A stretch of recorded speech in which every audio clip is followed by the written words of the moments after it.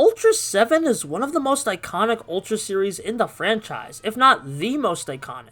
Over time, the series has managed to surpass the critical acclaim of the original Ultraman for many Japanese viewers, and while 7 wasn't intended to be a sequel series to Ultraman when it was in production, it was later retconned into being so by the next show, Return of Ultraman. Ultra 7 follows the Ultra Guard as they combat both aliens and man-made threats with the help of Dan Moribushi, the human identity of the titular Ultra 7. While you still have your fun Ultra vs Kaiju battles with even flashier fatal finishing moves this time around, the sci-fi concepts and ideas are the driving force in Ultra 7. These ideas are thematically rich with how it focuses on a lot of the failings of humanity and how, unless we keep up our kindness and compassion at a steady pace, we'll be no better than the villains we try to stop. Episodes like Super Weapon R1 or Ambassador of Non-Malts show how humanity can and will continue to be vile creatures if they obsess over fast industrial and scientific progress and don't practice compassion. As a contrast to these heavy scenarios, the main protagonist, Dan Moribushi, is the ideal of the best of humanity, not just because he can transform into Ultra 7,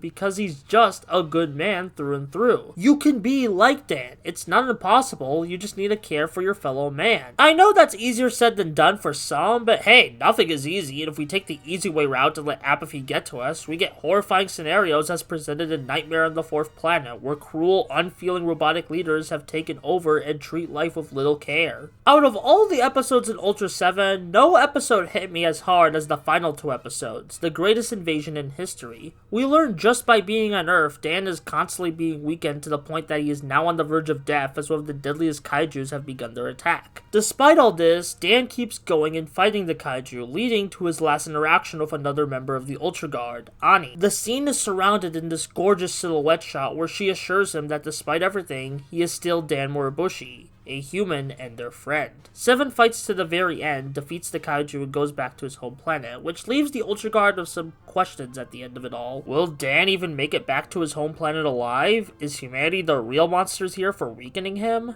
No matter what the answers to those questions are, one thing is for certain. Dan will forever showcase the best of humanity, both in the Ultra Guard and viewers' hearts.